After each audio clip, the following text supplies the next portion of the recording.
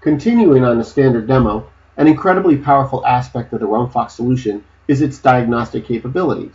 The solution was designed to make it easy for users to understand how the pivot table members are being calculated.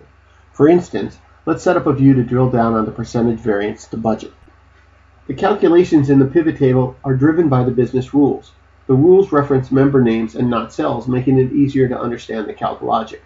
The order of the rules determines the precedence of the calculations. Inherent in the Rumfox framework is a way to understand the rule precedence. Select a cell and run rule history, and the user can see the order of the different calculations that potentially impact the selected member. Another diagnostic tool available with Rumfox is its pivot table precedence. This allows users to drill down through the pivot table data by the calculations that impact the cell selected. In this example, the user drills down to the percent variance to sales data, to total product, then focusing specifically on commercial sales data for Europe and Asia Pacific. So let's summarize and talk about what we've seen so far in the demo. We first started off building out a project for our lighting company. We built out the different members and dimensions associated with solving the business problem. We actually created rules, but added additional rules, margin as percentage sales and sales as a percentage of total sales. We loaded the data from the different data sources that we had, and then we built out a suite of different views to support our analysis.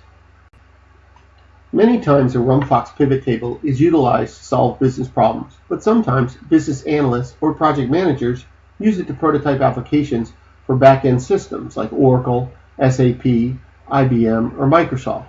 In these situations, it's important to capture key project information for IT. The detail can be typed into the Rumfox system, or business users can leverage Excel as a medium to collect this info. We can pick up the project overview, the different users that are a part of the project, the scope, the milestones. We can look at the different risks associated with the project, as well as terminology associated with the project. And now once we've captured it, it's part of the Rumfox application. So now let's run our specification documentation. This is dynamically driven by our application. We can see the input we just provided with overview, scope, milestone, risks, etc. But we also now can see the model structure in parent-child framework so the IT can leverage it.